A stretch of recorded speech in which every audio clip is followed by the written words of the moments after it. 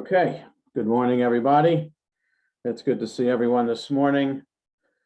We're back to our regular cycle of Torah readings today, getting us through to Shavuot and even all the way through the summertime. We don't have anything impeding on our weekly Torah reading cycle until the end of September, beginning of October, with the Sukkot holiday. So our portion this week is Acharei, found in our Eitz Chaim on page 679. Whatever edition of Chumash you have, you're looking for Leviticus chapter 16. Again, Acharei. Baruch atah Adonai Eloheinu melech haolam shekidshanu b'mitzvotav v'tzivanu la'asok b'divrei Torah. We have something interesting in this morning's Torah portion, which I want to spend some time on because it gets to kind of the evolution of Israelite religion from angels and demons to the more abstract belief in one God. And what I'm saying will become apparent momentarily. But I want to begin with did I say the blessing?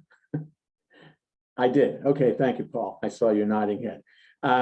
So let's just begin from the very first verse, and then we'll look at the commentary below the line on that, and then we're going to jump ahead a little bit.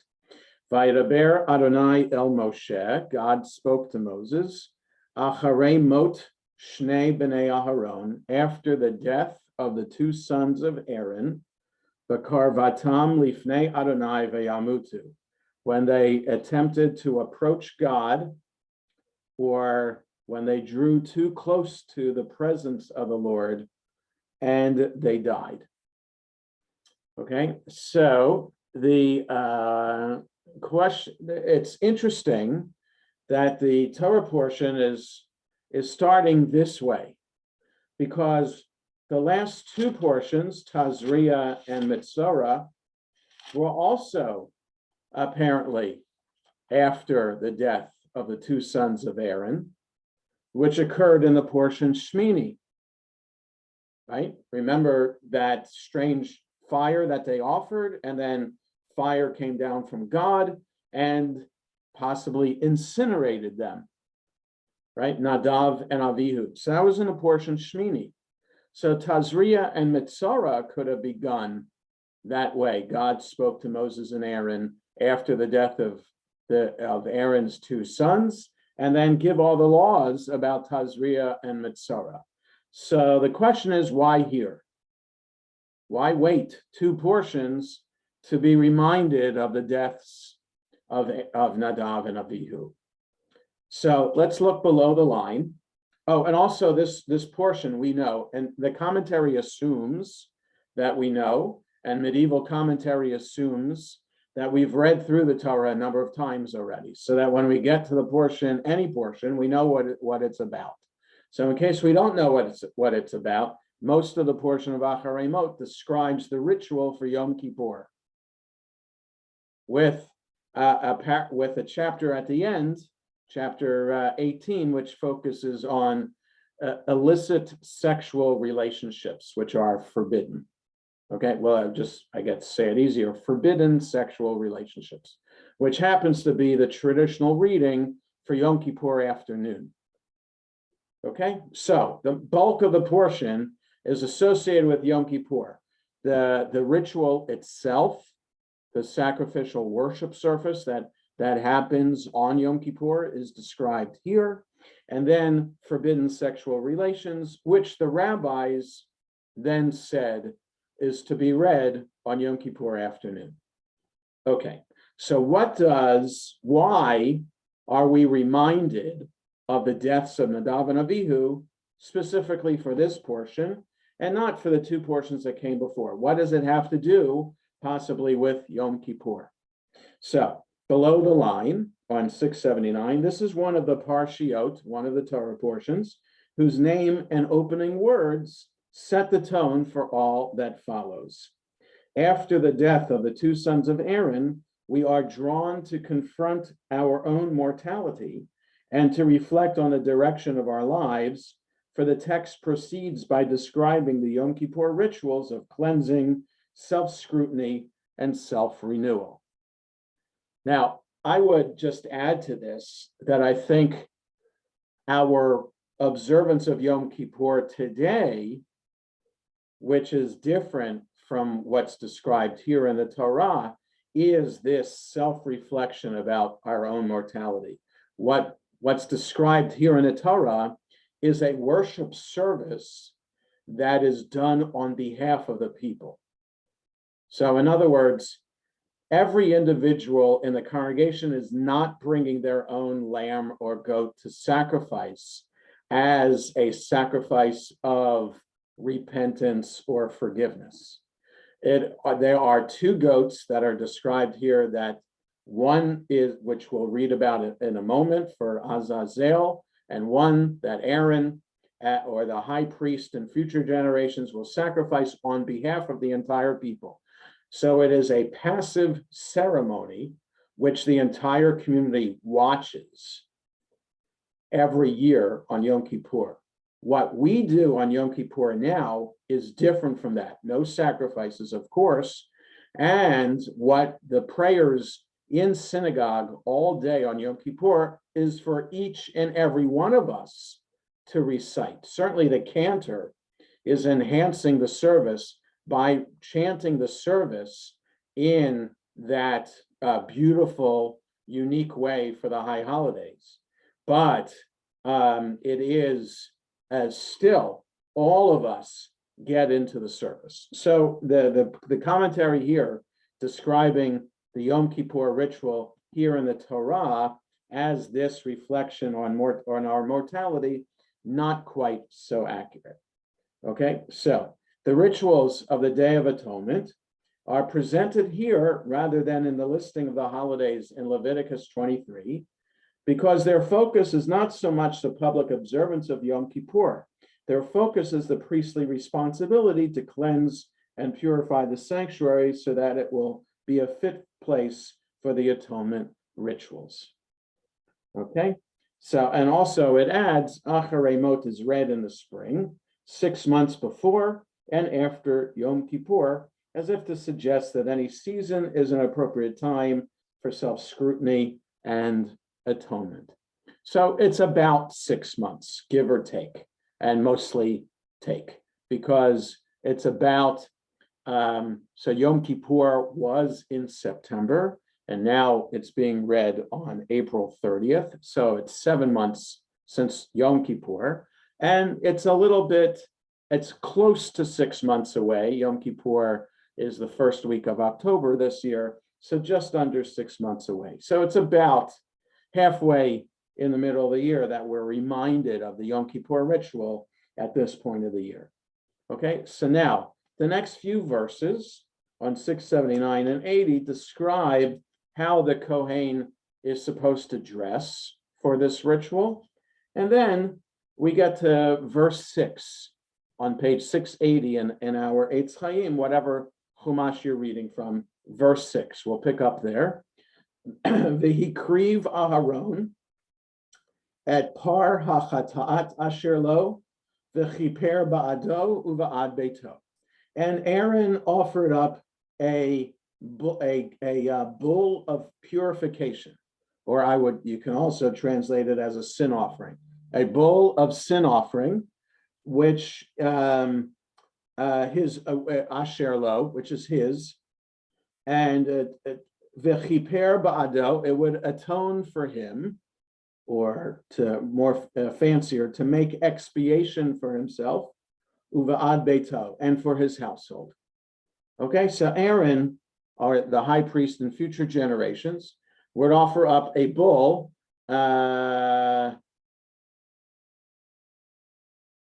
Just 1 second, I'm answering a text.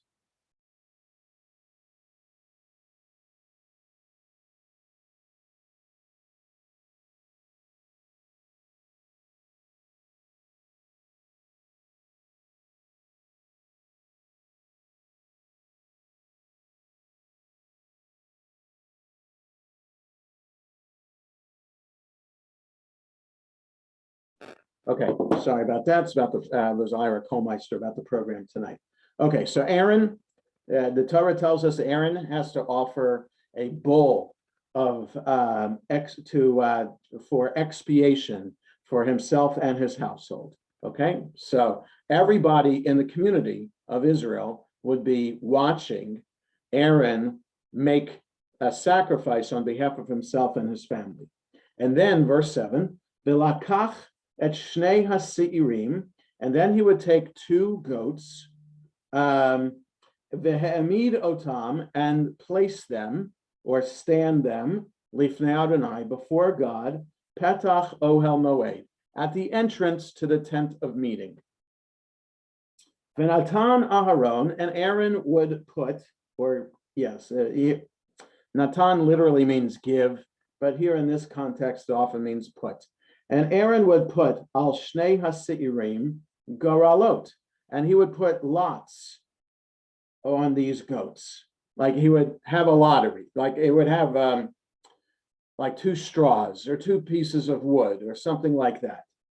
Garal echad ladonai, for one for God, and a lot for v'garal echad la'azazel, and one for Azazel. The Torah does not explain to us what Azazel is. It assumes we know what Azazel is. And it goes on to describe, verse 9, V'hikriv Aharon et ha'sa'ir asher ala alav hagoral Adonai v'asahu chatat.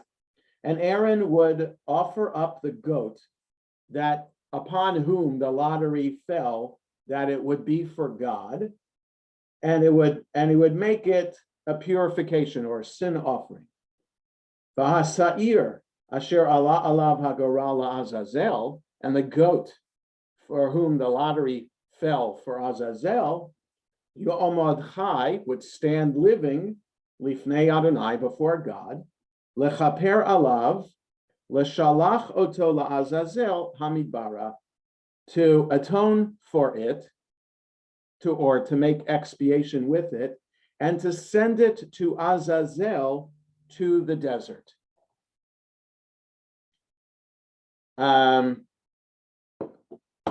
Okay, so again, what is Azazel? Is the appropriate answer where is Azazel? Or is the appropriate answer who is Azazel?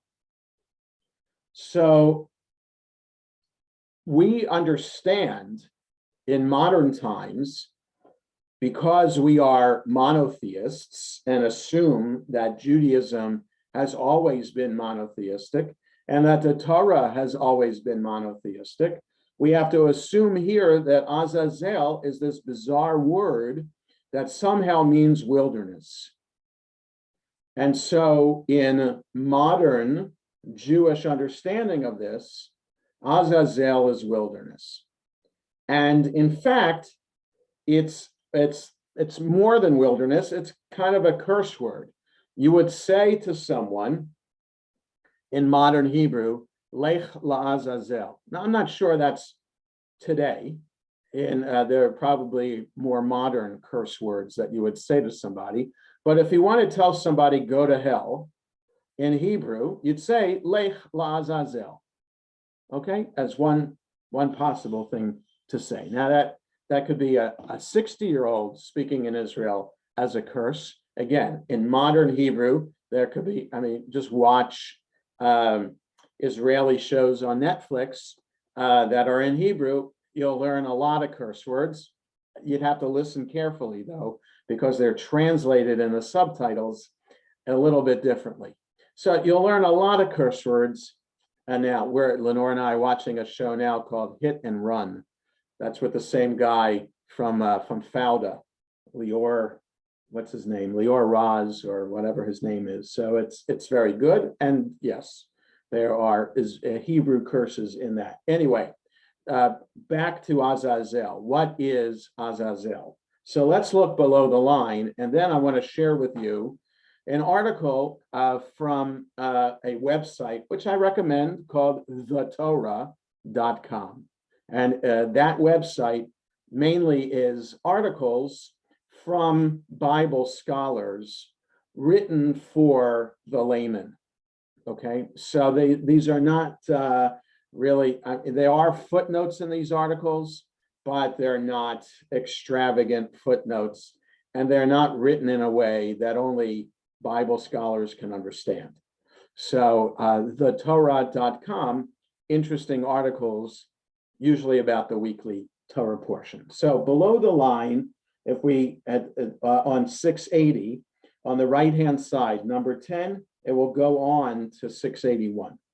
If Azazel is taken to be the name of a demon, right? We're offering, the goat is being offered to Azazel. So what is Azazel? Perhaps Azazel is a demon, either the demon that entices people to sin, or the malign power that testifies against them on the Day of Atonement.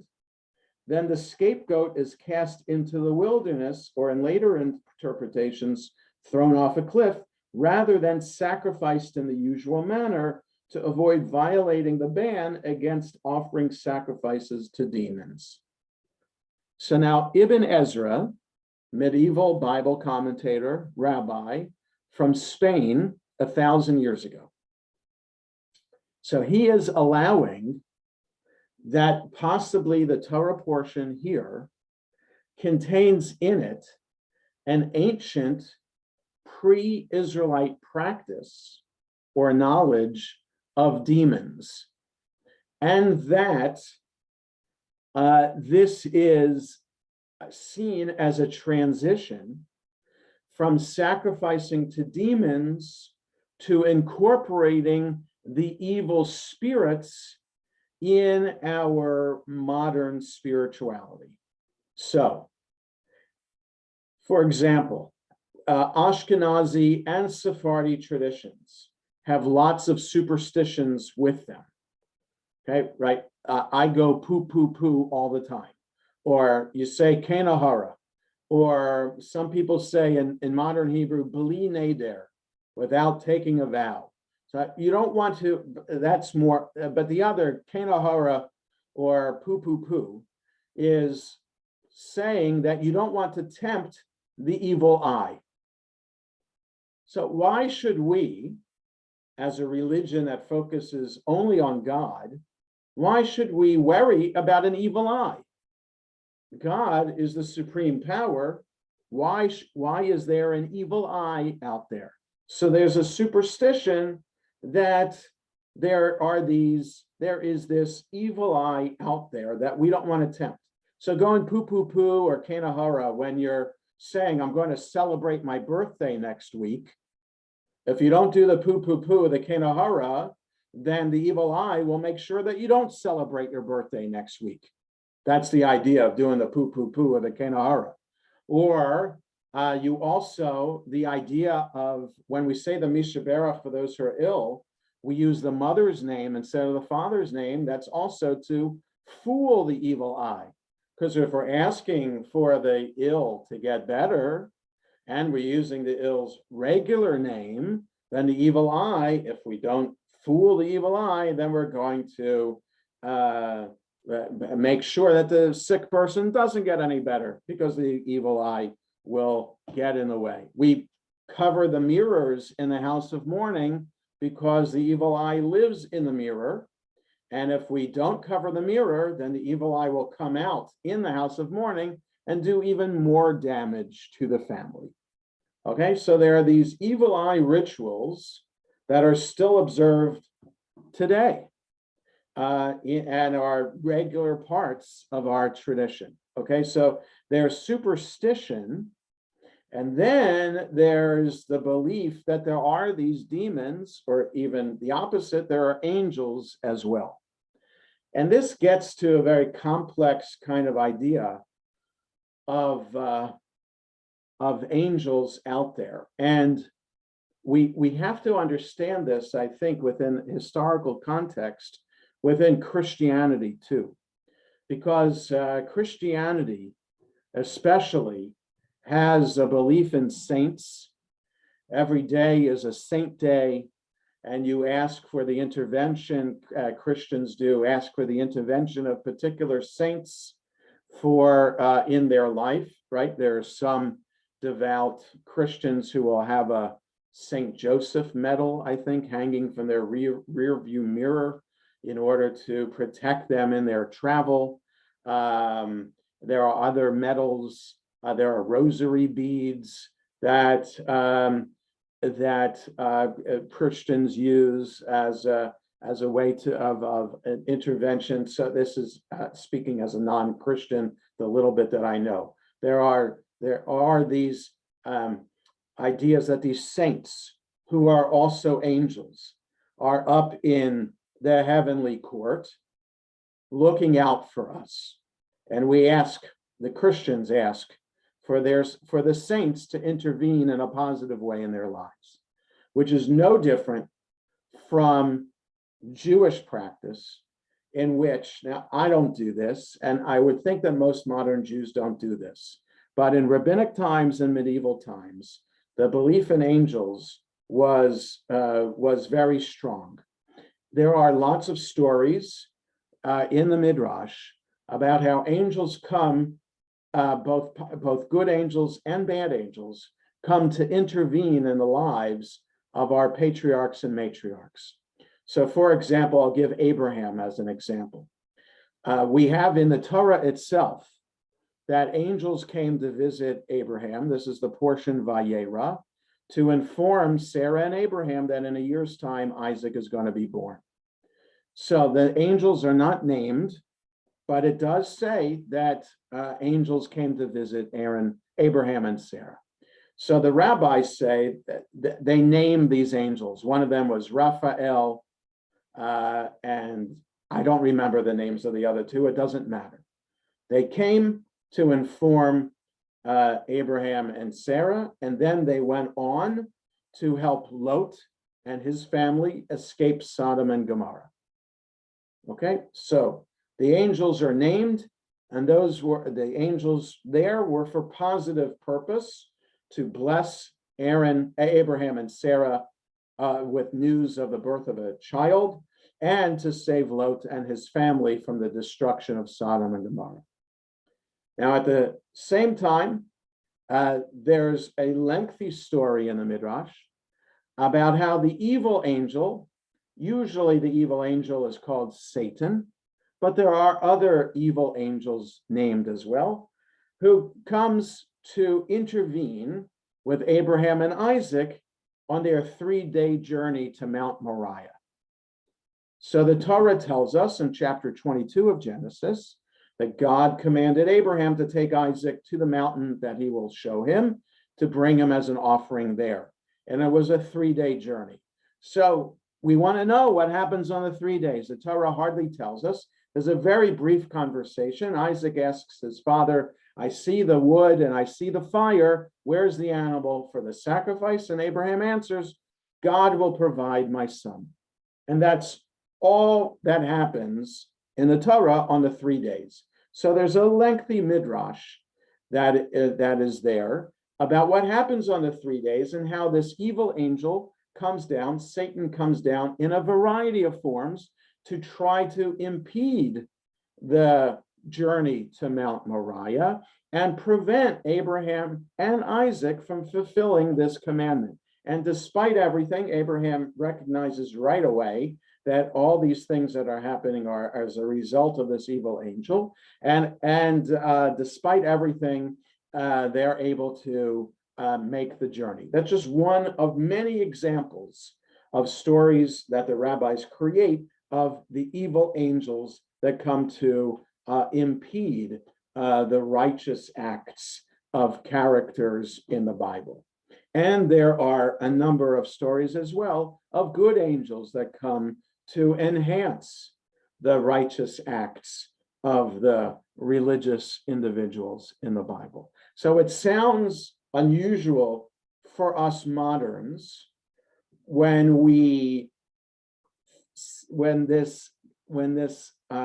these stories of angels and demons smack of idolatry, or at least some kind of pagan practice, ancient pagan practice. What does this have to do with Judaism? So for us who are not familiar with these stories, it's kind of shocking to know that they're part of our tradition. But they take a very, very major place in our tradition. And modern people who would write modern midrash would not think about necessarily writing stories with angels and demons in them, but throughout rabbinic literature, not just in the time of the Mishnah and the Gemara, but also later for the next 500 years or so, rabbis would continue this process, right? And as Jan is saying to me in a private message, didn't Jacob fight with an angel, maybe in his dream with the ladder, right? The two separate issues that you're bringing up there. Yes, Jacob did have a dream of the ladder in the Torah of angels going up and down, right? That's in the Torah. And yes, it is in the Torah that Jacob wrestled with an angel all night before reuniting with Esau. So yes, angels appear in the Torah, which is why the rabbis maintain that there are angels. If it's in the Torah, then it has to be true, and therefore the rabbis maintain it. If you just Google angels Judaism, you'll come up with a lengthy article or a number of lengthy articles that will, even the Wikipedia article that I'm sure will come up, will have lots of names from rabbinic literature of angels. Okay, so there are lots of places in the Bible in which angels are mentioned. Isaiah has a vision of God's heavenly court with the fiery beings that are calling out to one another, Kadosh, Kadosh, Kadosh. Ezekiel has a vision of a chariot coming down from heaven with these unusual beings on them, saying to each other, Baruch Shem Kavod Malchuto Leolam Va'ed. So we have all these places within the Bible, not just in the Torah, of angels. So again, what we see are the medieval rabbis, especially, and then more modern, trying to make this transition. So it doesn't seem so shocking to us that there are these stories of angels or even demons in the Torah itself. So there's a lengthy article, which I don't want to get too much into, which suggests, this is from Dr. Anna Angelini, who wrote this article, is Azazel a goat, a place, a demon, or a deity? And that's on the Torah.com website. So if you just enter that into your web browser, you'll see this article a little bit down come up on the page. So she first suggests, based on other sources from other material that is contemporaneous with the Torah, that perhaps instead of Azazel, the name should be Azazel. Like if you move the Zayin in Azazel, move the second Zayin to after the first one, right? So you're just switching places with the Aleph and the Zayin, that you get the word Azazel, and that there are sources, ancient sources, that suggest that this should be Azazel as opposed to Azazel. And Azazel, there are a number of sources that contain that as a name. It's Azazel and also Azazyahu. So El is God's name. Yahu is also God's name. Azaz is a Hebrew word meaning to be enraged or strong. Okay, enraged, fierce, or strong. That is a Hebrew word. So the God who is strong, or the rage of the God, or Azaz is God. So this is, yes, and Jan also privately, doesn't part of the Amida refer to angels? Absolutely. When we say the Kadosh, Kadosh, we're actually pretending to be angels when we go up on our toes 3 times for each word of kadosh. Yes. So more we can reconcile that with an idea that we want to get higher, and we want to lift ourselves from earthly realm to God's heavenly realm. And that's when we are reciting the Amidah and the Kedusha. But here, this is a little bit harder to digest. The ancient Israelite cultural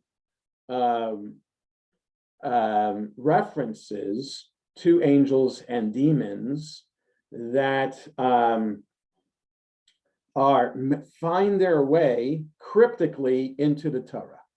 So when I said before that the Torah just mentions Azazel, it's as if we knew, we're supposed to know what Azazel is.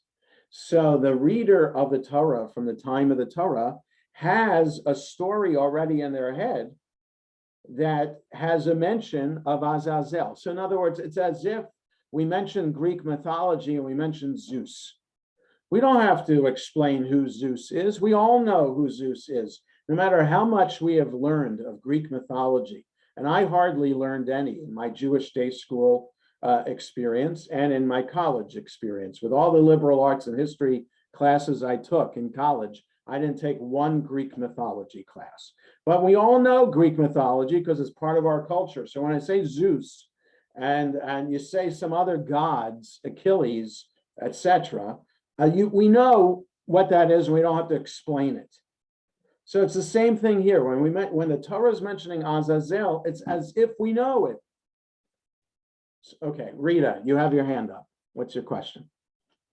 Yeah, not a question, but in the Shalom Aleichem, you also make reference to Malachim. That's right. That's right. When we sing Friday night at the Friday night dinner table to welcome in Shabbat into our home, we're singing Shalom Aleichem. And there's a midrash even about the Shalom Aleichem, not just about God's heavenly court and welcome angels into our home, but there's also the story that people are walking home from shul on Friday night, and they have a good angel and a bad angel on their shoulders, which they have on their shoulders all the time.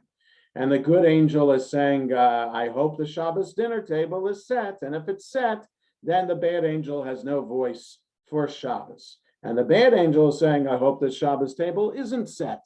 And there's no Shabbos meal waiting for us when we come home. Because if that's the case, then I have power this coming Shabbos. So there's that story too. So you want to have not just a blessing in your home for Shabbos with Shalom Aleichem, but you also want to have the good angel to have control over the bad angel on Shabbos and by extension in your life. So yes, so these are, we can smile at these stories. They're kind of folklore, legend, kind of superstition kind of stories, makes you feel good kind of story. But that harder to accept is this idea that there are demons in part of our tradition. So Lori is saying in the chat, it's very much part of the Kabbalistic tradition, who claim to communicate, right. Yes, okay, so that's why I'm not into Kabbalah, Lori. I don't mean to denigrate Kabbalah at all, but I tell you, people who are into Kabbalah, I mean seriously into Kabbalah like that, and read the Zohar and get into incantations and try to do all this, Gesundheit hate. If that's for you, that's great and that's wonderful, but it's not me. And so I can't really comment too much on this, Lori, because I don't know enough about it. But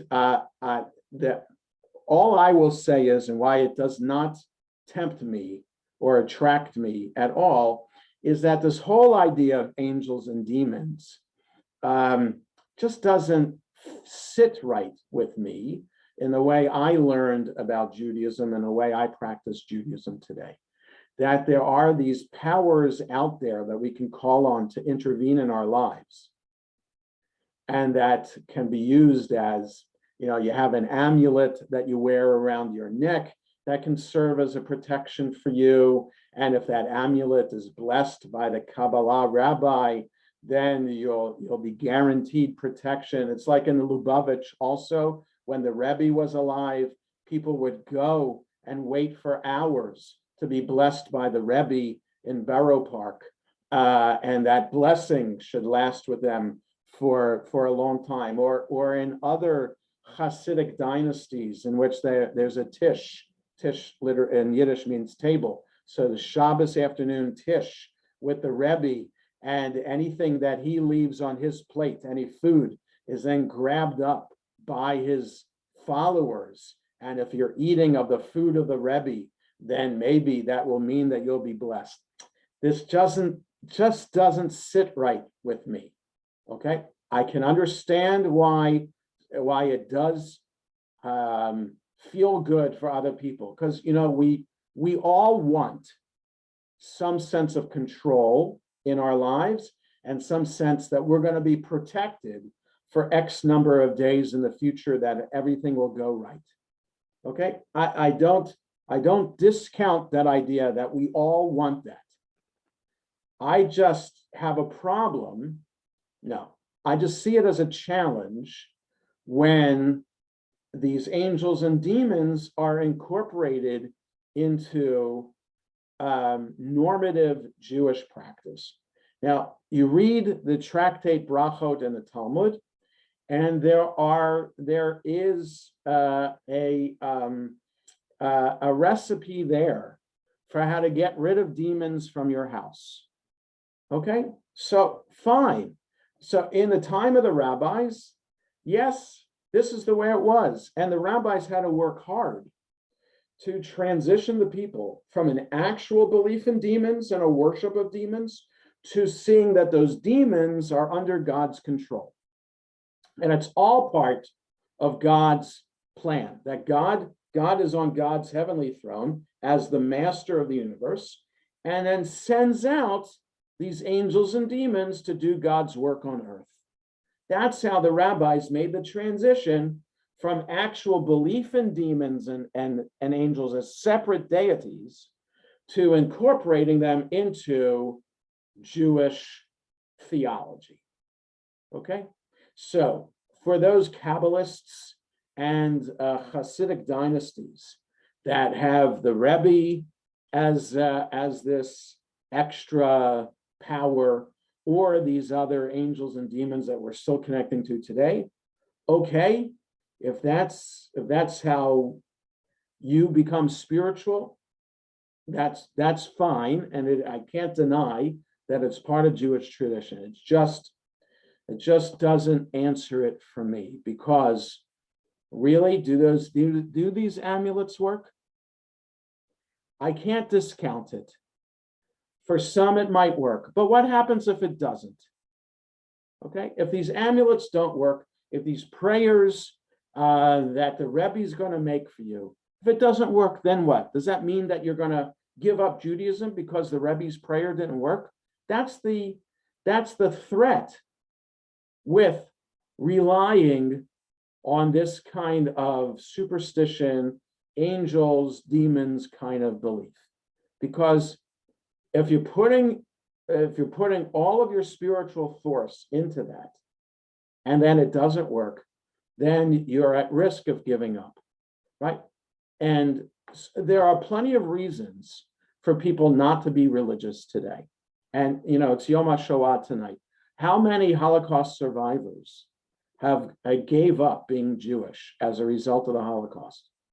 And frankly, you can certainly understand it.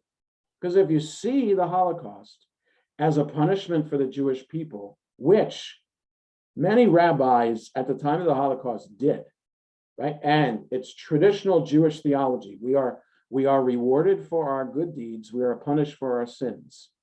Why is God punishing us? What did I do wrong? Many survivors of the Holocaust say, to suffer like this. Why am I alive today and the rest of my family are dead? Why did God allow for this to happen? I'm not believing in God anymore. And plenty of Holocaust survivors who do that. And so it's a real threat. Whatever bad happens in our life is a threat to our religious sensibility. And it takes a lot of emotional, spiritual strength in order to withstand crisis followed by crisis that happens in our life. Okay, it really takes a lot of energy. Yes, Lori. Yeah, I just wanted to add this Kabbalist that I happened to meet with was a guest, and I really didn't know what I was getting into. It was like a guest who's offering to meet Right, one-to-one with people. right. And it actually, I don't think was a very healthy experience. Yeah, Whether he had the insights that were correct or not, right. because it really shook me up, and Yeah. I would never do it again. Right. So for the uninitiated, Kabbalah is strange, and also, like you're describing, it's a shock to the system. And the rabbis say traditionally back in the Talmud that we shouldn't study Kabbalah until we're 40, because that assumes you have enough of a background to withstand the unusual things that Kabbalah is going to open your mind to. Okay, so if you don't have enough of a background, then it's just weird or so mind-blowing that it kind of is a shock to your system. So yes, so when so I don't want to say any more about that in terms of that particular rabbi, but again, there's a place for Kabbalah, and if people with enough of a background in order to enter it, not like Madonna or Rosie O'Donnell and these other people who are these celebrities who go to the Kabbalah Center in Los Angeles, or Rabbi Shmuley Botich, who teaches Kabbalah to the celebrities. Okay, again, Gesundheit, that's fine, but the Judaism that I've been brought up with and that I've learned and that I teach is not that. But like I said, there are remnants of this in our tradition, and here we have it on Yom Kippur. And I just want to wrap up here with this whether it's Azazel or Azazel. The idea of is expressed here in the Torah of how do we best rid ourselves of evil that is part of our spirit, of our inner selves. How do we cleanse our inner selves?